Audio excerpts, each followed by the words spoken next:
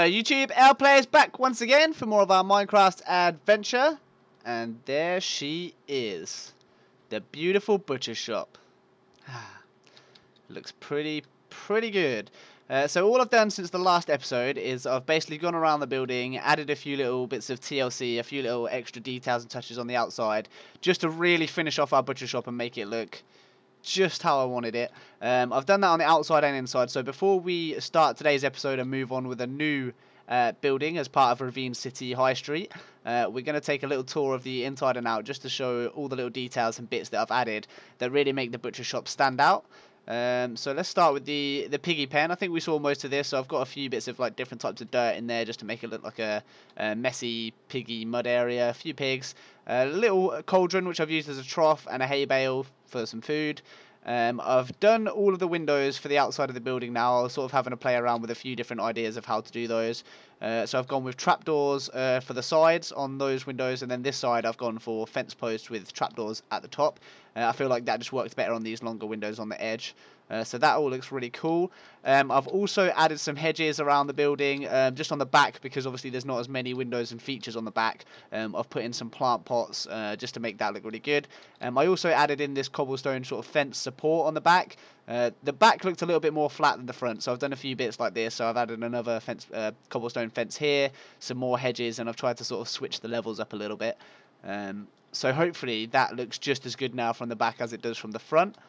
Obviously hedges on the sort of the corners just to bring it to life a little bit, and you're also probably noticing is here and sort of all over the building as well. The other thing that I've done to try and make the building look a lot more interesting to the eye is just switch out a few of the stone bricks for different types of blocks. So we've got cobblestone here, andesite, I think I've got gravel in some of them. Yeah, so basically just sort of smooth stone as well. So I've just sort of varied the blocks a bit more, just so they're not all stone bricks, and I feel like that's a lot more interesting to look at. Similar sort of idea of what we've done with the path. It kind of breaks up the path, sort of breaks up the front of the building, and yeah, just makes it feel a little bit more, I don't know, a bit more authentic than just a sort of straight, plain, smooth building. So I really like how that's turned out. And if you come over here, as we can see, we've got no entry, staff only, iron doors, and we all know what's in there. The slaughterhouse. We've got little signs up. So this shop, I've gone with a name. This is Pigsby's Pork Emporium and Butcher Shop. So Pigsby is actually the shopkeeper for our little butchers, and ironically enough, he's a little piggy himself. What a guy. But yeah, we've made this lovely counter for him. We've made a glass counter with the little sort of signs up for all the different types of meat that you can get at the butcher shop. Added the little trapdoor in here so the counter opens and closes. I've put this fence gate in just to make sure Pigsby doesn't wander off. And what's this? What's this over here? Bargain bin, reduced meat, must go today, 90% off. That sounds good. Great. What a jipper. Rotten flesh, typical Pigsby. I'm not sure. So Pigsby, guys, just to give you a bit of inside information, I wouldn't trust his butchery skills. He's not a very honest guy. I think he's a bit of a dodgy dealer. You'll probably notice over here as well. So this is his butcher's license. Got the date of certification there. But next to the certified part, where it should say the name of who it's for, it's been scratched out and he's written his own name at the bottom. Yeah, right. This guy's not even a real butcher. So yeah, don't buy your meat from here, guys. But yeah, I thought that was all just a little fun thing to do inside our butcher shop to give it a bit of life. And we're gonna go in here one more time because I have done a few more things in the slaughterhouse. As horrible as that is. Oh, almost had it. There we go. So you're probably noticing we've now got a worker in our beautiful slaughter room. I guess this is, I don't know what these are actually called. I guess it's not the slaughter room. I guess it's like the meat factory, meat warehouse, something. I don't know. But we've got our worker, Rodriguez. That's his name. I've just decided that right now. So he's in here, and obviously it's cold in here because the meat has to be kept nice and cool, right? So that's why there's a sort of snow and it's a bit chilly and icy in here. But you can obviously still see our pools of blood that have collected underneath the pig carcasses. And it looks like he's got his next victim ready for the chop. Oh no, Rodriguez. We don't want to see that, so we're going to leave them well alone. We don't want to see any more of that. But yeah, that's what I've done on the inside. Hopefully you guys are like that. I'm really, really happy with how this one's turned out. A lot of the ideas I kind of didn't have like going into it, so a lot of the stuff that I build, I kind of have a rough idea of like a style that I want to go with, and then I sort of start putting blocks down. And as you can tell, what I've done with this, I sort of ended up changing the overall design halfway through. But yeah, that's kind of how I build stuff. Like I have a rough idea of the kind of thing I'm going for, but then a lot of the little details and bits that actually end up making it look good sort of come to me as I go. That's just how I sort of tend to build. I sort of find the inspiration as I'm going through stuff. But yeah, that's the butcher shop, all done, fully complete. Really, really, really happy with that. I think it looks absolutely fantastic, and it's got some good humour in there as well with our slaughterhouse and Mr. Pigsby in there, Mr. Pigsby pork. But right, so we're now going to move on to shop number 2 for Ravine City High Street, and I think what we're going to go for a much taller building for this one, but a lot thinner as well. So this one's quite a big building at the bottom. I'm thinking somewhere around here we're going to have a nice tall, thin medieval style building, maybe with a few different levels. So like the idea that I was originally going to go with here, but on a little bit of a smaller in width and taller in height scale. And I think for our next shop, we're going to have our fancy clothes shop. So I'm sure there's I'm basically sort of basing this on shops and stuff that you get in RPG games that I've played, like Skyrim and stuff like that. But this is going to be like your fancy shop that sells all your sort of silk clothing and aristocratic clothes. But yeah, so what we're going to do for the actual clothes inside it is, I guess we'll go with like dyed leather clothes of loads of different colours. Mostly for show. We're not ever going to wear leather armour because hopefully we're going to have diamond armor soon. We have got quite a few diamonds now, so I still need to decide when I'm actually going to get in gear and use some of those. But yeah, so let's think about where we want to have this. So we've got a path coming along here. This looks really nice. This is a little empty here, so I'm thinking maybe somewhere about here. So let's just throw some dirt down and mark it out. Well, mark out where we think it could go. How does this work? So I want it quite small at the bottom for this one, and I want it to be... So for this building, to give you an idea of what I'm thinking, so this is... I'm going to try and do all of the building for this one on camera, so you see everything, all the sort of shell, the outer touches, all that kind of stuff in the episodes. Because I know we sort of jump around a bit when we do some of the other building, and we sort of come back and I've done a few more bits. It'd be good to sort of show you the end-to-end process of everything that I do and where I come up with the ideas and that kind of thing. So the idea for this one, thin building... but quite tall, maybe multi-levels. I'm thinking, is this going to be too small at the bottom? It could be too small at the bottom if we go like that. What if we make it one more? No, let's go one more each way, so kind of like this. Would that work? So where would this need to go? Here. And here? I don't know. I've confused myself now with what I'm doing there.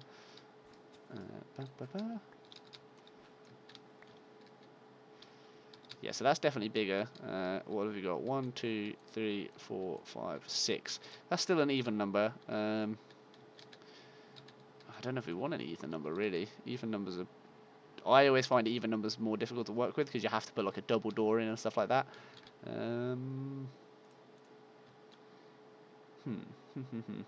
How do we want to do it?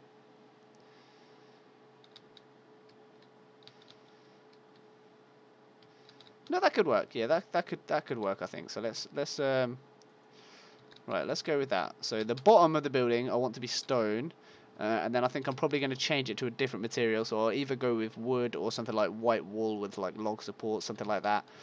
Something medievally looking. I'm not 100% sure yet what. So that's something we'll figure out together as we go. Have I got any more stone bricks? I've got half slabs. Yeah, that should do it. Right, so let's go. Pop this. Nope, last minute, changed my mind. We're gonna go keep it an even number. 1, 2, 3, 4, 5, 6. No, wait. This way, yep. 1, 2. Door there. Yeah, that works actually. Yeah, so we have a door in the middle. Okay, cool. That's how we're gonna do it. So this is going to be the bottom of the building. So let's go bada bing, bada boom. Door's going to go there. God, there's tiny inside. So I guess you're going to have to come through and go up some stairs to get onto the next level, and the next level will be a little bit wider, I think. Ugh, we do not want that there. I'm just trying to think. I'd like to, if possible, avoid knocking this one down halfway through and changing my mind, which tends to be something I end up doing on every single build, because I get an idea, and then whenever I try and execute that idea, the first time never looks quite right, and then I have to play around with it a bit before I get it how I want it. I'm just trying to think, like, if we want to put windows and stuff at the bottom, it might be difficult with it this small. So let's go... No, let's keep it like that. Let's keep it like that. That's good, actually. We'll just have a door. We don't need windows on the bottom floor. We can put windows in the sides. Oh, because I want it to look really tight and thin. And if I end up making the bottom wide, then the whole thing's going to have to look... Like, especially if you think we're going to come out and make it a bit wider on the next level. So if we make it wide already here, it's going to look a bit ridiculous at the top. So how high do we want to go with this? So let's go 3. Do we want 3 or 2? Yeah, we definitely want 3. Bum, bum, bum. Oh.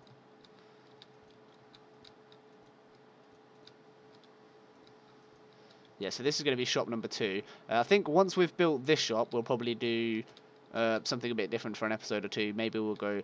I kind of want to go to the nether, because I feel like glowstone is something we definitely need for our builds.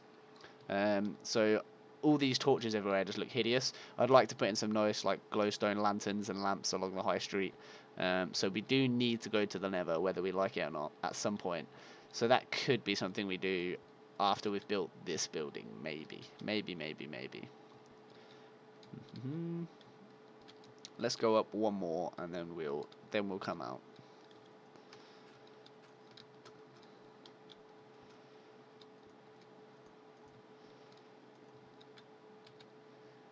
I thought I'd run out of stone bricks already then. I have gone and got, because I've done off camera between episodes, I have done a bit more strip mining in my mine. I managed to get a couple more diamonds. I think we've now got like, God, I can't remember, like close to 20 diamonds or something like that, which is pretty good going. I think we've got like 17, something like that. So that's pretty good. And obviously doing that, I have now got loads more cobblestone again, so I can make plenty of smooth stone and stuff like that if we need to. That should not be a problem. I kind of want it to be even smaller than that, but I don't know how that's going to work inside. Could we have it here, or is this just, that would just be absolutely ridiculous, wouldn't it? It'd be far too small. Would it be far too small? I feel like this would probably work. So yeah, we're going to take that. So let's get this down. If we get this bottom bit right, the rest should be fairly easy, because it's just sort of making it one wider on the top and having a bit of play around with different material to see what looks best. So we just got to take our time to make sure we get this bottom bit right. And that way, hopefully, fingers crossed, it'll be one of our first L-Plays builds that we don't have to knock down and change halfway through. So let's put that in. Oh, so just to let you guys know as well, I'm recording this late at night on Easter Sunday. So, happy delayed Easter. It'll probably go. This one will probably go up on Monday, maybe even Tuesday. I'm not sure. But yeah, so happy Easter. Happy delayed Easter. I hope you all had a good Easter. I had a good Easter. I went and brought myself a huge £10 white chocolate Easter egg, which any of you that have got me on Twitter or Instagram will have seen, and it was absolutely delicious. And it's kind of made me think we should have Easter at least 4 times a year instead of just the once. It was that good. Right, okay, that's looking... I know you guys are looking at this thinking it's not looking at anything, it's just a square box. And you're right, but in my head I'm seeing it with the other ideas that I've got. So, how do we want to do this? So now we need to come out a level. So I think I actually just want to use wood instead of logs for this one, just to make it a little bit different. So let's go for it. Let's do that. We've got plenty of wood now. I probably should have saved some of those logs. But I have figured out how to grow the dark oak trees because I had a few saplings. So that's what you can see over here. These are the giant dark oak trees. You have to put 4 of the saplings next to each other in a square before they'll grow, which I didn't know. So it's kind of like how you make giant jungle trees. But I just didn't know that, so I was planting like 1 and thinking, what the hell, man? Why aren't these things growing? But yeah, so now I've got those growing, and I can farm them as much as we need to get as much of this lovely dark oak wood as we want. Which is good, because now I've started using it, I feel like it's a really, really good block. It's got a great colour to it, so we're definitely going to use it some more.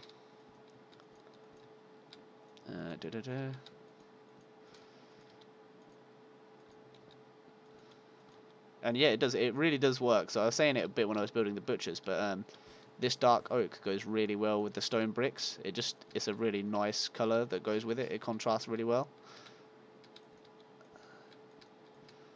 Bada bing. So this is what I mean about coming out a level. I should sleep in a moment as well before we get attacked by zombies. Or creepers, God forbid. I blow up our beautiful butcher shop and that would not be good. Not good at all. I should probably go to sleep in real life. It's getting quite late actually, gosh. But I'm excited to build, so we're going to build until I can no longer build because I fall asleep, or until the episode ends, whichever comes first. Right. Yeah. Fine. Yeah, and then I think we'll go up a bit, and then we'll come out 1 more level once we get up. That sounds good to me. God, I hate having to like climb up stuff when I'm building. I wish I could just fly. I know you can do that in creative, but I don't like using creative. I want it all. I want my cake and I want to eat it. I want to be able to stay in survival mode, but I also want to be able to fly, alright? Is that too much to ask? Yep, so this is a bit bigger on this floor, which is good. And then I think we might even go up 1 more level and come out once more. That could work. I think I'm going to use wool for the blocks here. Which is going to be a bit difficult to do the build because I don't have any. So I'm going to have to go and harvest a load of those off camera. But let's go 1 more up, and then what we are going to do is go out once more and see how that's going to look. God. So this is going to be a much taller building than this one, because we're still going to go up another level yet, but it's also going to be a lot thinner. I feel like that'd be good to have next to it, because you don't want all the buildings like around each other to be all like the same sort of size and shape. You know, it's the same sort of concept that I have whenever I'm building stuff. Like I like to use different sort of levels and depths and shapes and types of brick. It's the same sort of thing like when I'm building a settlement or a town or whatever. Like you wanna mix it up. You don't want the buildings looking too similar, because then the whole town will end up looking quite generic and boring, which nobody wants in their town. So yeah, definitely make sure you're varying up the types of buildings that you're doing. I think that's one of the things, like when I first started playing Minecraft, like whenever I looked to build an area, I always ended up sort of building the same sort of buildings to try and make them match, thinking that's obviously going to look better if they all match, but it ends up most of the time being like the opposite of that. If they match, it just kind of looks really bland and boring. So you do want to mix it up. Like you can obviously go with the same style, so we're going for like a fantasy medieval theme, but within that, you know, you want to sort of play around as much as possible and use as many different sort of styles as you can. Do we want steps at the bottom? Oh gosh.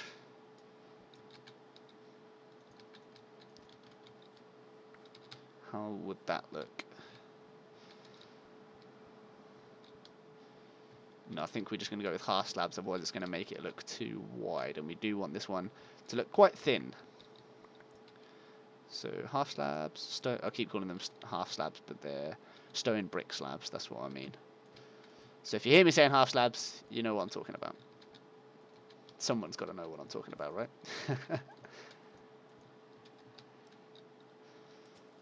Let's get this done.